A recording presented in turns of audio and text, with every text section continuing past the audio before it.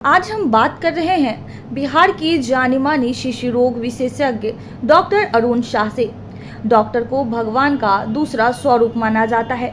आज के दौर में चिकित्सकों पर भी तरह तरह के आरोप लगते रहते हैं, लेकिन इससे अलग हम डॉक्टर अरुण शाह के बारे में बात करें तो चिकित्सा के क्षेत्र में भगवान की दूसरे स्वरूप में नजर तो आते ही हैं। इससे इधर समाज सेवा में भी इनका एक बड़ा योगदान है। आप इनके बारे में जानिएगा तो आश्चर्य होगा कि डॉक्टर शाह कैसे सुदूर ग्रामीण क्षेत्रों में 50 से 80 किलोमीटर तक दूर जाकर वहां बच्चों के लिए निःशुल्क चिकित्सा शिविर तो लगाते ही हैं, उन्हें जांच के बाद मुफ्त में दवा भी देते हैं। यह भी नहीं कि आज के दिखावे के दौर में जिस तरह से लोग समाज सेवा को एक ढोंग बनाकर रख दिया है, बताया तो यहाँ तक जा रहा है कि अपनी चिकित्सा पेशा की कमाई का करीब आधा हिस्सा समाज सेवा व गरीबों की सहयोग में खर्च कर देते हैं, जो एक मिसाल है। इससे समाज के अन्य लोगों को भी सीख लेनी चाहिए। बाढ़ के समय राहत सामग्री तो ठंड के समय गर्म कपड़ों का वितरण भी बरसों से करते आ रहे हैं।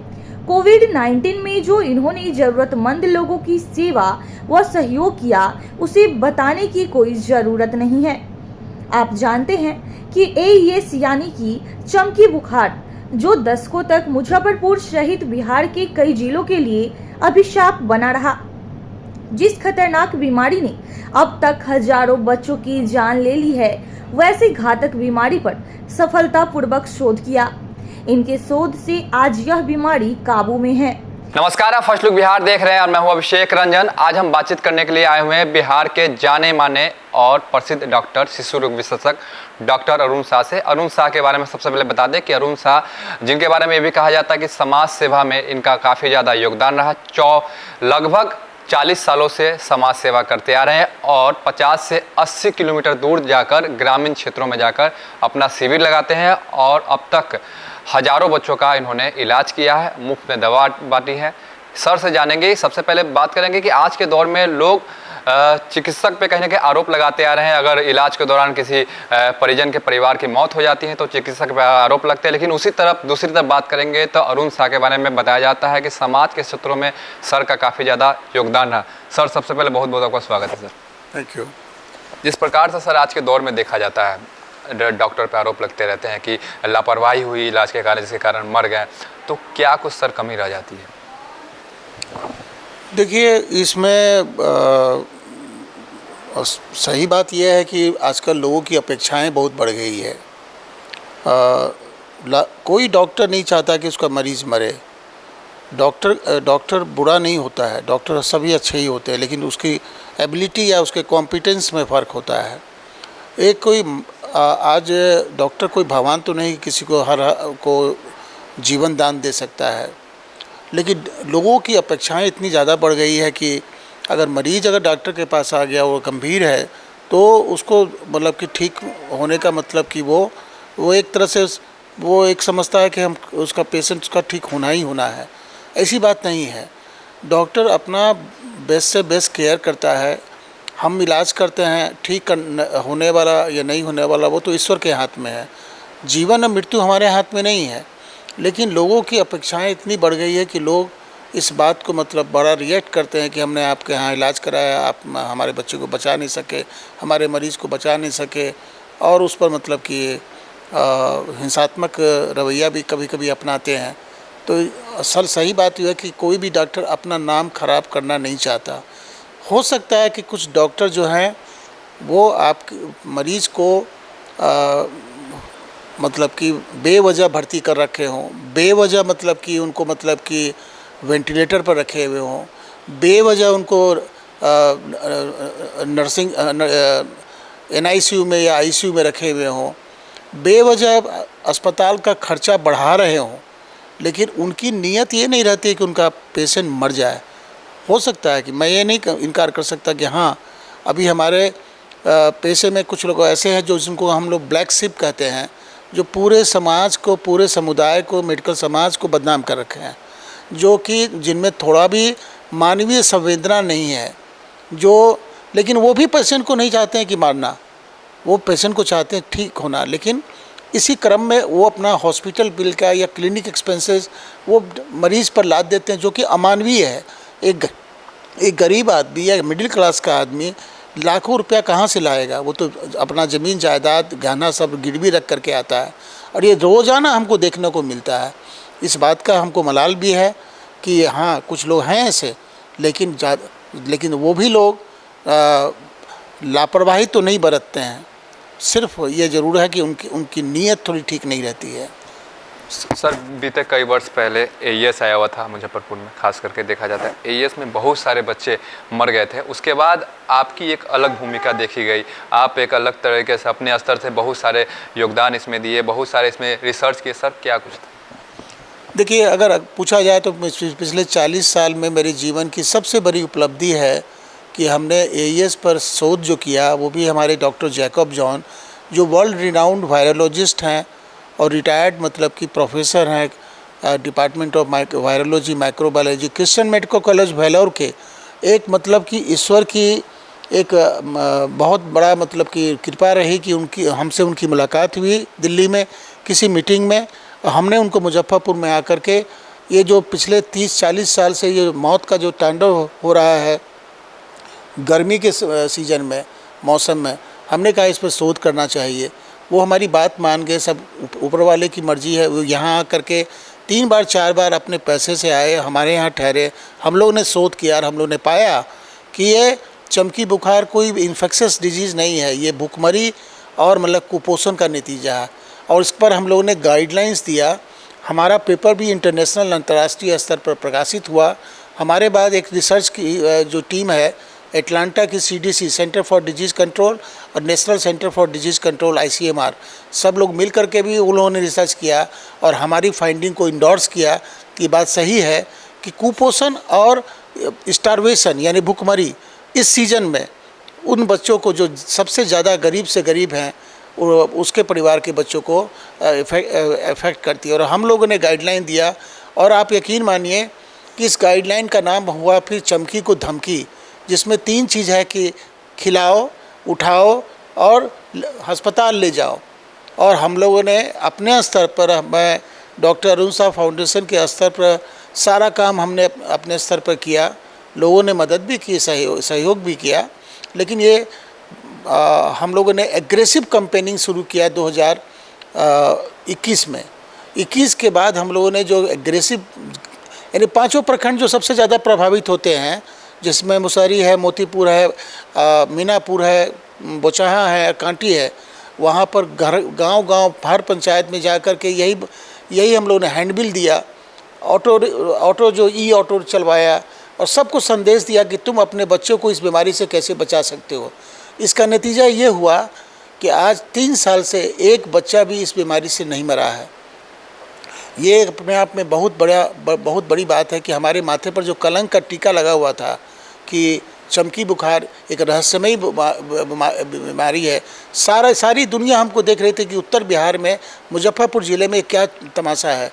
सैकड़ों बच्चे इसके चपेट में आते हैं। 2019 में तो अचानक लगता था कि बाढ़ सी आ गई इस मरीजों की।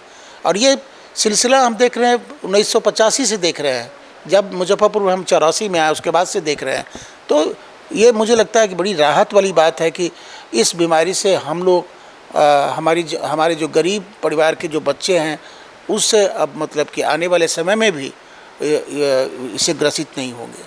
सर, आपने कहा कि इसको बहुत सालों से देख रहे हैं, तो आखिर क्या कारण था कि अचानक इस पर पहले से तैयारी नहीं की गई थी और अचानक मतलब सरकार जो है पहले तैयारी नहीं कर रही था, अचानक 2020 में इस प्रकार से बड़ी कह सकते हैं दुखद घटना जो लगातार सैकड़ों बच्चे मरे। देखिए, दुर्भाग्य की बात है कि यहाँ मुजफ्फरपुर में मेडिकल कॉलेज भी है। ये दुर्भाग्य की बात है कि किसी ने इस बात को बहुत गंभीरता से नहीं लिया।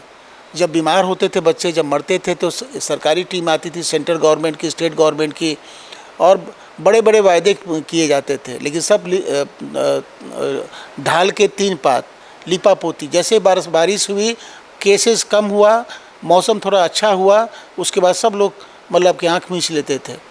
लेकिन हमने ये सोचा कि नहीं, अगर हम अपने स्तर पर, जबकि होना चाहिए सरकारी स्तर पर, हम लोगों ने शोध किया और शोध का नतीजा इतना चौंकाने वाला था कि साहब कि हर बच्चे का ब्लड शुगर लेवल एकदम लगभग 0 हो जाता था, क्योंकि दिन भर वो खाते पीते नहीं थे, बगान में घूमते थे, सड़ा गला फल खाते थे, रात में आके सो जाते थे बिना खाना खाए हुए।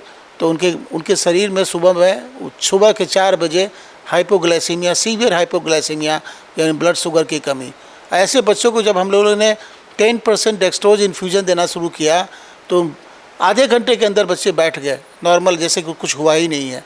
और ये सब जब पूरी की पूरी हम लोग कंक्लूजन किए, एनालिसिस किए, तो यही पाए कि ये भूखमरी जो है, क्रॉनिक माल न्यूट्रिशन, जो कि आज भी बिहार में या भारत सरकार ये मानती है कि नेशनल फैमिली हेल्थ सर्वे की रिपोर्ट के अनुसार कि 40% बच्चे हमारे भारत में 5 वर्ष से नीचे कुपोषण के शिकार हैं। और ये सबसे ज़्यादा जो कुपोषण के शिकार जो होते हैं, ये एकदम इंटीरियर एरियाज़ में, जो दूर दराज में रहते हैं, जिनको ये नहीं पता है कि क्या चीज़ बच्चे को खिलाना चाहिए, कब खिलाना चाहिए। तो सर, आपने अब तक जो कैंप लगाया, सबसे पहले अगर बात करेंगे तो बाढ़ के क्षेत्र में कितना कैंप लगाए होंगे सर? देखिए, जब ये आपदा आई है, ख़ास करके जो बिहार तो हमेशा मतलब कि बाढ़ का मतलब एपी सेंटर है उत्तर बिहार।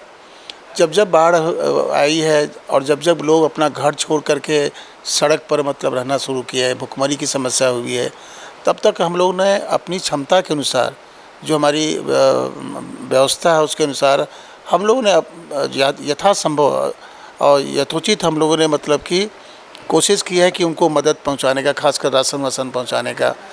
तो ये एक प्रयास है कि डूबते को तिनके का सहारा वाली बात है।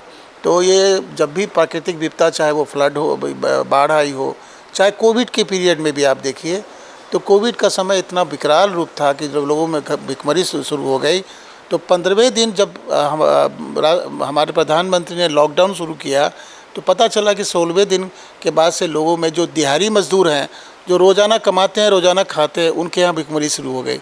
तो हम लोगों ने गांव-गांव जा कर के मतलब कि एक पैकेट में सब कुछ, मतलब कि अनाज, जो भी हो सकता है संभव, वो हम लोगों ने बांटना शुरू किया। और अनगिनत, हम कभी इसका रिकॉर्ड नहीं रखे हैं, अनगिनत हम लोगों ने गाँव में जहाँ लोगों ने कहा कि साहब यहाँ ज़रूरत है, वहाँ गए। 100 आदमी को, 150 आदमी को हम लोग थैला बांटते थे, उसमें चावल है, गेहूँ है, दाल है, मतलब आलू है, सब कुछ हम लोग वेंडर से लेते थे और वहाँ पहुँचाते थे। इसमें कई लोगों ने, समाज के लोगों ने भी मदद की, हमारे दोस्तों ने भी डॉक्टर अरुण साह फाउंडेशन में पैसा दिया उन दिनों। तो जब इस तरह की जैसे कि ठंड है, इस बार ठंड भयानक पड़ी, तो हर साल हम ठंड में ऐसे लोगों के पास जाना चाहते हैं जो कि ठंड से मरे नहीं। तो अब ये आप पूछिएगा कितने ब्लैंकेट्स हमने बांटे, मेरे पास कोई रिकॉर्ड नहीं है। मैं सालों साल से ब्लैंकेट बांट रहा हूँ, हर साल कम से कम 1000 का ब्लैंकेट्स ज़रूर बांटता हूँ। और तो अब इसका मेरे पास रिकॉर्ड नहीं कितना ब्लैंकेट अभी तक हम बांट चुके हैं। बस जहाँ जरूरी होता है वहाँ पहुँच जाते हैं। तो ये तो क्या है कि देखिए, देने वाला तो ऊपर वाला है, हम देने वाले कौन होते हैं? हम तो एक माध्यम है, और सब कुछ तो ईश्वर से मिला है, सब कुछ समाज से मिला है। तो जो हमको मिला, हम वही तो उनको देते हैं। कोई बहुत बड़ा मतलब उपकार हम किसी पर नहीं कर रहे हैं। सर, ग्रामीण क्षेत्र की बात करेंगे, जहाँ पे आप जाके शिविर लगाते हैं, अब तक 40 वर्षों से आप लगा रहे हैं शिविर। अब तक किसी ऐसा गांव में गए होंगे जहाँ की स्थिति काफ़ी ज़्यादा ख़राब रही? अब तक कितने गांव में गए हैं सर? मतलब कि देखिए, मेरे पास कोई ऐसा रिकॉर्ड नहीं है। सैकड़ों गाँव में हम गए हैं, और ऐसे गाँव में गए हैं जहाँ पर कि गरीब से गरीब लोग हैं, जो हम तक नहीं पहुँचते हैं, हम उनके यहाँ पहुँचे हैं। और उनको हमने जांच किया है, उनको दवा दी है, उनका इलाज करवाया है, और सब कुछ निःशुल्क करवाया है। पिछले 5 साल से मेरा जो रवैया थोड़ा सा स्वास्थ्य के प्रति बदला है, वो ये है कि कैंप के बजाय हम जागरूकता करते हैं। हम गांव वालों को बताते हैं कि तुम अपने बच्चों को कैसे स्वस्थ रख सकते हो। 4 बिंदु पर हम हाईलाइट करते हैं। एक, हम कहते हैं कि साहब की पोषण तुम्हारे बच्चे का क्या होना चाहिए, न्यूट्रिशन। दूसरा, इम्यूनाइजेशन, कि तुम अपने बच्चे को कैसे बीमारी से बचा सकते हो। तीसरा, सैनिटेशन, कि स्वच्छता कितना महत्वपूर्ण है जीवन में बीमारी से बचने के लिए। और चौथा, बताते हैं कि कब डॉक्टर के पास तुमको जाना चाहिए ताकि तुम्हारे बच्चे की समय पर इलाज हो, उसकी मृत्यु नहीं हो। और ये 4-5 साल से हम ये मान करके कि रोग से ज़्यादा जरूरी है निरोग रहना, prevention is better than cure, तो इस पर हम फोकस कर रहे हैं। हर गांव में जा कर के माताओं को बुला करके वहाँ के लोगों को कहते हैं अपने बच्चों को तो अस्पताल से, डॉक्टर से, दवाई से कैसे तुम दूर रख सकते हो, इसके लिए हम उस पर एक अभियान, एक मतलब कि पूरा एक मतलब कि अपनी तरफ से जितना प्रयास हो सकता है हम कर रहे हैं। और उम्मीद है कि जब तक हम चलने लायक हैं, जाने लायक हैं, ये काम एक भी चलता रहेगा। और ताकि और उसके बाद जो भी बच्चे ज़्यादा बीमार होते हैं उनको देखा भी करते हैं। लेकिन इस समय कैंप तो हमने बहुत लगाया, दवा बहुत बांटी, बहुत इलाज कराया, लेकिन अब हम चाहते हैं कि बच्चे बीमार ना हो, इस पर हमारा पूरा फोकस है। आज के दौर में देखा जा रहा है नए नए डॉक्टर बन रहे हैं नीट की परीक्षा पास करके, उन लोगों के लिए सर क्या कुछ संदेश होगा कि जो युवा होंगे? देखिए, चिकित्सा से जो क्षेत्र है वो सेवा का क्षेत्र है। चिकित्सा कोई कमाई के लिए नहीं है। और चिकित्सा क्षेत्र में इतनी कमाई ज़रूर हो जाती है कि जैसे कि आप अपने बच्चों को पढ़ा सके, आप अपना जीवन यापन कर सके। कमाने के लिए तो दूसरा और भी साधन है कि करोड़ों अरबों रुपए आप कमा सकते हैं। चिकित्सा क्षेत्र में कमाई के लिए कोई जाते हैं तो गलत सोच है। और मैं तो यही कहना चाहूँगा कि आप मानवीय बिंदु से, मानवीय आपका यानी कि ह्यूमन टच, कंपैशन, अगर आप में ह्यूमन टच नहीं है, मानवीय मूल्य नहीं है, तो चिकित्सा क्षेत्र आपके लिए नहीं है। अगर आप समझते हैं कि एक मरीज़ जो है वो एक बकरा है, तो चिकित्सा क्षेत्र आपके लिए नहीं है। मरीज़ को एक पूरी अपनी ईमानदारी से, पारदर्शिता के साथ और ये समझ करके कि वो आपके परिवार का एक हिस्सा है, वैसे इलाज कीजिए और उसको कॉन्फिडेंस में लीजिए, विश्वास में लीजिए। सारी बात आप उसको कहिए कि तुम्हारा मरीज़ इस स्थिति में है, मुस्कुरा करके उसका स्वागत कीजिए। किसी तरह का आप कोई छल कपट नहीं होना चाहिए इलाज में। और आप अपने आप को अपडेट रखिए। आज इस वर्ष में भी मैं मेडिकल साइंस अपने क्षेत्र में बिल्कुल अपडेटेड हूँ। राष्ट्रीय लेवल पर सभी लोग मुझे जानते हैं कि डॉक्टर अरुण शाह जो है किसी विषय पर कुछ भी बोल सकते हैं। हमने राष्ट्रीय और अंतर्राष्ट्रीय स्तर पर जाकर के बहुत प्लेटफॉर्म पर हर विषय पर हमने बोला है। लोग हमको बुलाते थे। 4-5 साल से चूँकि मेरी तबीयत उतनी अच्छी नहीं रहती है तो मैंने जाना बंद कर दिया। और एक बहुत बड़ी बात जो मैं कहना चाहता हूँ कि जो मेरे जीवन की बहुत बड़ी उपलब्धि रही है वो है कि जब इंडियन एकेडमी ऑफ पीडियाट्रिक्स, भारतीय बाल अकादमी ने मुझे बिहार का स्टेट एकेडमिक कोऑर्डिनेटर बनाया, जिसमें मैंने 6,500 लोगों को as a state academic coordinator मैंने ट्रेनिंग दिया। किस चीज़ की ट्रेनिंग? तो जन्म के बाद बच्चा जो है वो मरे नहीं। उसका नाम था neonatal resuscitation programme first golden minute, NRP FGM। और पूरे भारत में सबसे ज़्यादा हम लोगों ने काम किया।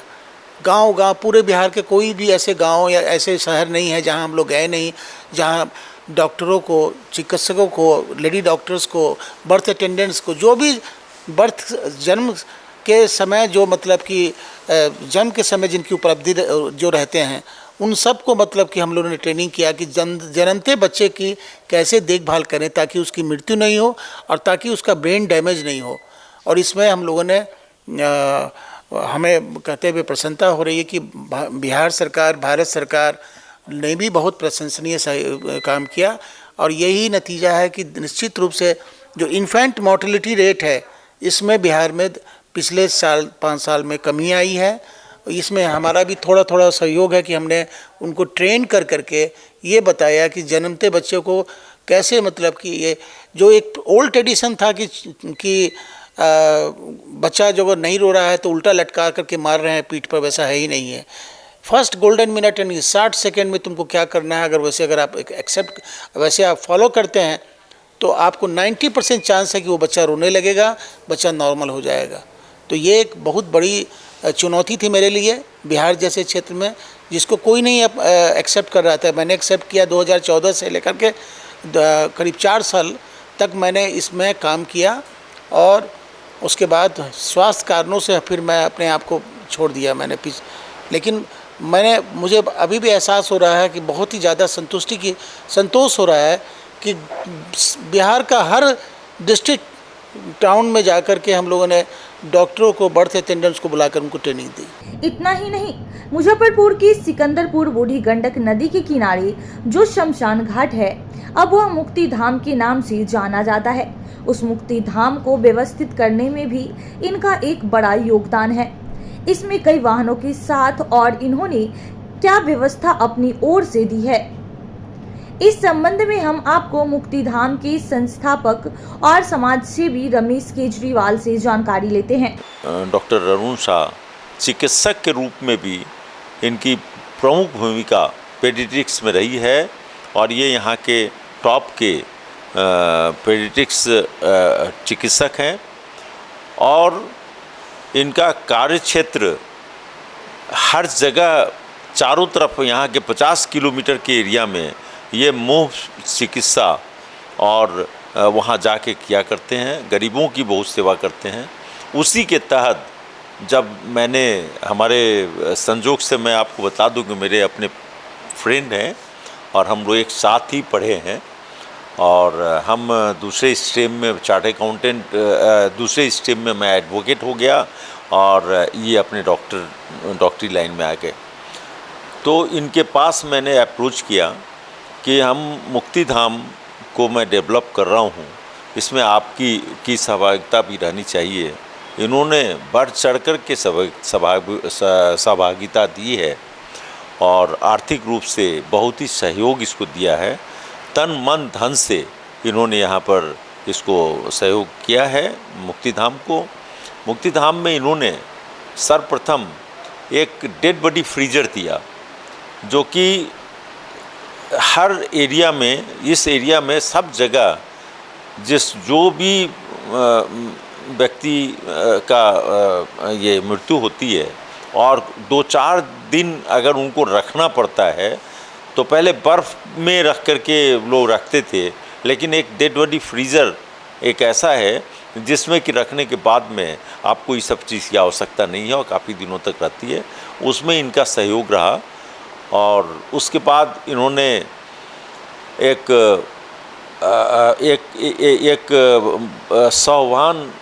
सौवाहन मुक्ति रथ जिसको कहते हैं वो इन्होंने दिया है। वो बहुत ही अच्छी सेवा हमको मिल रही है और इनके इस योगदान से पूरा मुजफ्फरपुर काफ़ी धन्य है। उनको ये सौवाहन के कारण वो यहाँ की जनता बहुत लाभान्वित हो रही है। उसके साथ में उन्होंने एक प्रदूषण, लकड़ी आधारित प्रदूषण मुक्त एक मशीन एवं चिमनी का इस्टेब्लिशमेंट इन्होंने किया। काफ़ी पैसा लगा उसमें और लगभग 30 लाख रुपए का वो है और उसको वहाँ पे इस्टेब्लिश इन्होंने करवाया है। ये मुक्ति धाम को तो डेवलप हम लोग कर ही रहे हैं, वो एक धार्मिक स्तर के रूप में भी उसको हम लोग डेवलप कर रहे हैं। धार्मिक स्तर में वहाँ पर मंदिर की कल्पना की गई और उस कल्पना में भी इनका सहयोग बहुत अच्छा। उसमें एक अजीत अग्रवाल हैं, एक हमारा भी है, एक डॉक्टर अरुण शाह का वो मंदिर बनी है, बहुत बड़ी मंदिर बनी है, प्रतिष्ठित मंदिर बनी है। उस मंदिर में ये हवन कुंड भी तैयार किया गया है और उसमें भी इनका सहयोग है। वो भी प्रमुख सहयोग है। प्राण प्रतिष्ठा उसकी हो गई है और प्राण प्रतिष्ठा में इन्होंने वहाँ पर पूजा अर्चना कर इनका प्राण प्रतिष्ठा में भी इनका सहयोग, इनकी पत्नी पुष्पा देवी का भी सहयोग इसमें रहा है। जिस तरह से इनका सहयोग मिलता आ रहा है, हम पूरी तरह से आशावान हैं कि उसके अंदर मुक्ति धाम को एक बहुत बड़ी पीठ, मतलब कि धर्म पीठ के रूप में हम उसको स्थापित कर पाएंगे। बहुत बहुत धन्यवाद। तो आप सुन रहे थे समाज सेवी रमेश केजरीवाल जो मुक्ति धाम के संयोजक है। उन्होंने बताया किस प्रकार से डॉक्टर अरुण शाह उन्होंने मुक्ति धाम में अपनी योगदान दी है और अपनी भूमिका निभाई है। आप सुन रहे थे बने रहिए फर्स्ट लुक बिहार के साथ। आगे भी खबरों के लिए, तब तक के लिए नमस्कार।